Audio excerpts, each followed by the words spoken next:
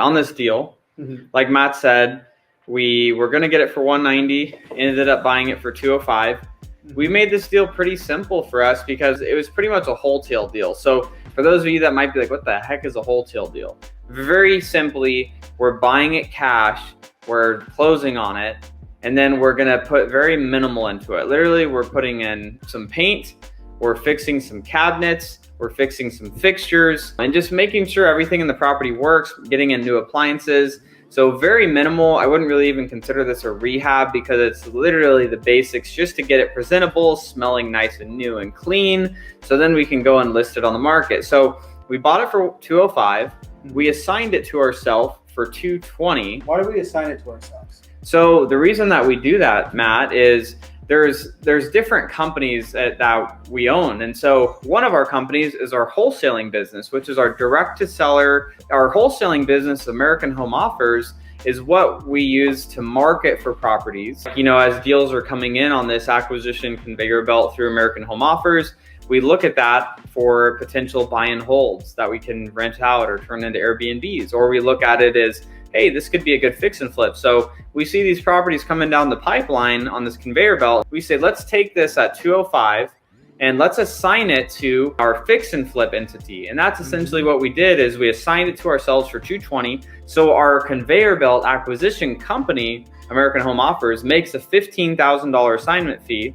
And then we're gonna turn around, do some miscellaneous minor stuff in the property, list it for probably around $270. Basically putting it on another conveyor belt. Yep. Fix and flip. Exactly. So imagine essentially all these businesses are in a factory on conveyor belts. We have our acquisition conveyor belt coming down of these deals, and then we grab properties and we take it off there. We say, let's go put this on our fix and flip conveyor belt where it gets down, a little bit of fix up. It's going to get listed, and we're going to sell it into a retail buyer, which is a family that's going to probably move into it, or somebody that, maybe they're buying it as their second home, like, the seller sold it to us. So that's essentially what we're doing. And that's how, between that $15,000 assignment and then the other, give or take $35,000 on the back end, when we resell it as a flip, we'll make around $50,000 on this deal that an agent might have blown up on us.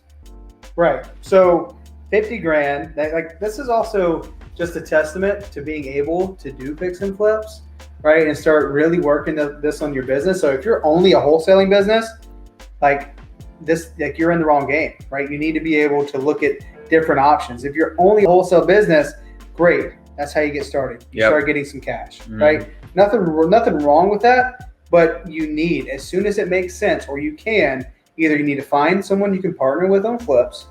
If you're in Phoenix, that's us.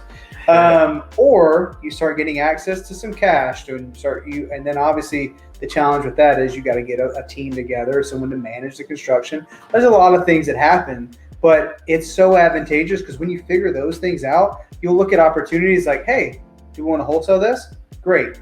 And we get the chance to pick the best opportunities. Like, we only flip the easy ones, okay? The good stuff. We don't take on big, huge projects, right? We don't take on the ones that we got to pull permits, got to basically build new construction on and do all this crazy stuff.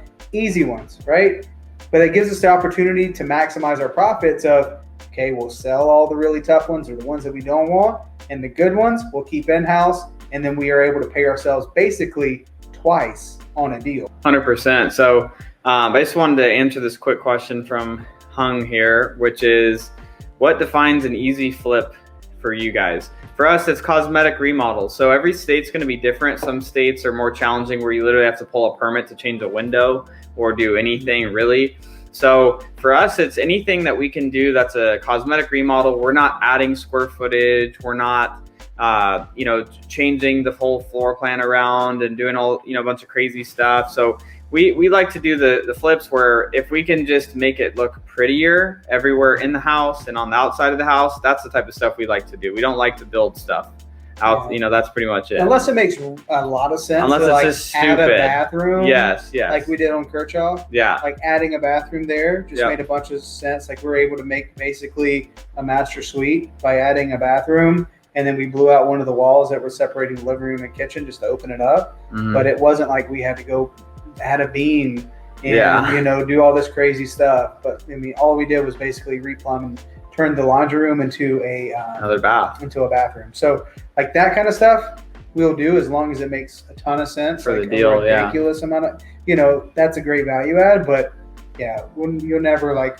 be turning and add, you know, making an addition, turning a 600 square foot house into a 1,200 square foot house and doing all this other great stuff, especially not right now. Like I've never had experience with this, but Cody, have you ever had experience with having to pull permits and go through that process? Yes, it takes forever. And with COVID, the city is all closed. And so it's like you got to mail in stuff, or, you know, you email it to them and they take, you know, a week to get back to you. So we just like to keep it easy. And is there money in those deals? Yes. But for us, this is what works. We're making money with it. So why not do more of that? It's about making life a little bit easier so we can live on Easy Street. We can live on Easy Street. Dang, Cody's got jokes today.